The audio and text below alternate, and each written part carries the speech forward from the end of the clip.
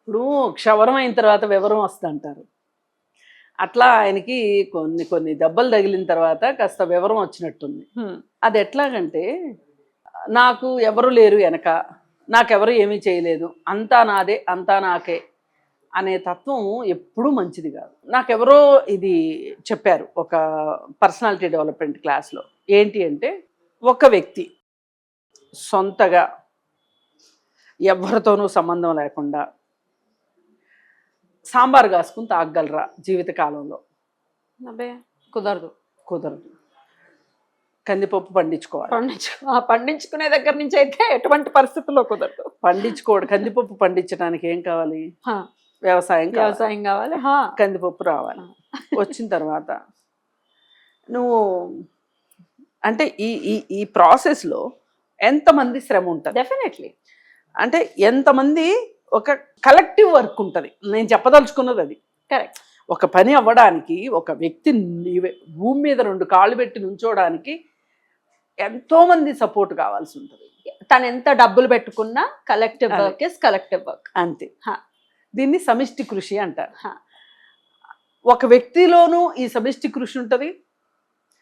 ఒక వ్యక్తిలో ఎట్లా అంటారా, నీ కాళ్ళే నీ చేతులే కావచ్చు, అన్నీ సహకరిస్తేనే అవుతాయి.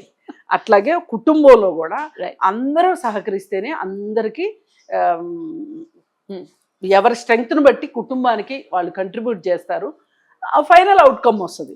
అట్లాగే సినిమాలు కూడా అంతే. మరి నా వెనక ఎవరు లేరు, నాకెవరూ లేరు అంటే ఆయన కుటుంబంలో ఆయన వ్యతిరేకించినటువంటి ఆ ఇబ్బందుల రీత్యా మాట్లాడారు. ఆయన అలా చెప్పుకుంటున్నాడు. అంత వ్యతిరేకించిన కుటుంబమే అయితే ఎన్టీఆర్ ఎందుకు దగ్గర తీస్తాడు? సీనియర్ ఎన్టీఆర్ ఆయన దగ్గర తీసాడని నువ్వే చెప్పుకుంటున్నావు కదా. మరి ఆ తరువాత అన్ని పెళ్ళిళ్ళకి ఫంక్షన్లకి నువ్వు వచ్చావు. ఈ మధ్య కాలంలో నీకు వీళ్ళకి రాకపోకలు తగ్గినాయి, కానీ అంతకుముందు ఎలక్షన్ ప్రచారంలో కూడా నువ్వు ఉన్నావు. ఎక్కడ తేడా కొట్టింది అసలు? నీ కుటుంబానికి వీళ్ళ కుటుంబానికి ఎక్కడ తేడా కొట్టింది? బాలకృష్ణ గారి తరపు నుంచి వ్యతిరేకత ఉంది అనేది జగమెరిగిన సత్యం అని పోర్ట్రే చేయబడింది అంటున్నారా అని అంటారు. నిజం కూడా అయ్యి ఉండొచ్చు. దానికంటే ముందు జరిగింది. అసలు నీకు బాగా చనువున్న కొడాలి నాని అనే వ్యక్తి తెలుగుదేశంలో పుట్టి, తెలుగుదేశంలో పెరిగి, తెలుగుదేశం నుంచి వైసీపీ పార్టీలోకి ఎందుకు వెళ్ళాడు? వెళ్ళి ఏం మాట్లాడాడు? మాట్లాడుతుంటే నువ్వేం చేసావు అసలు? అంటే నువ్వన్నీ బాగా సంతోషంగా అసలు వీణులు విందుగా విన్నావా? కళ్ళారా చూసి సంతోషించావా? అది అయిపోయిందా? తర్వాత వల్లభనేని వంశీ వెళ్ళాడా? వెళ్ళి ఎన్ని మాటలు మాట్లాడాడో చూసారా? ఇప్పుడు బాలకృష్ణ అంటే ఒకటి, బాలకృష్ణ వియ్యంకుడైన చంద్రబాబు నాయుడు అంటే ఒకటే, లోకేష్ అంటే ఒకటే.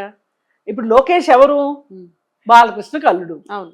మీరు వావి వరుసలు మర్చిపోతారేమో కానీ, పెద్ద చిన్న మీరు మర్చిపోతారేమో కానీ సమాజము మర్చిపోదు, అవతల మాటలు పడ్డవాళ్ళు మర్చిపోరు కదా.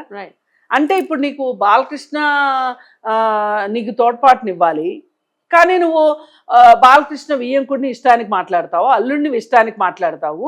బాలకృష్ణ కూతుర్ని ఆ పార్టీ వాళ్ళు ఎంత దారుణమైన కామెంట్స్ చేశారో అవన్నీ విని కూడా అతను ఆ పార్టీలోనే ఉంటాడు. నువ్వు ఆ పార్టీ వాళ్ళతోనే సంబంధాలు నెలకొల్పుతావు, రోజువారీ సంబంధాలు నీకుంటాయి. ఇవన్నీ సరిపోనట్లు ఎన్టీఆర్ హెల్త్ యూనివర్సిటీ పేరు మార్చినప్పుడు నువ్వు మాట్లాడింది ఏంటి? నువ్వు చేసింది ఏంటి? అస్సలు నువ్వు నడి రోడ్డునొచ్చి నుంచోవాల్సింది. నువ్వేం చెప్పావు అంతకుముందు? నా తాత రక్తం నాలో ఉంది, నేను ఇంకొక పార్టీకి వెళ్ళను, నాలో ప్రవహించేది నా తాత రక్తం, నా తాత పెట్టిన పార్టీ అని మాట్లాడావు కదా. ఏమైపోయినాయి ఆ మాటలన్నీ? వెళ్ళి ఒక ఫ్యాక్షన్ నాయకుడితోటి నువ్వు ఎన్టీఆర్ని పోలుస్తావా? ఏమనుకుంటున్నావు ఎన్టీఆర్ అంటే? నీ కొట్టి తాతేనేమో, అఖిలాంధ్ర ప్రజలకి ఆయన దేవుడు లాంటోడు.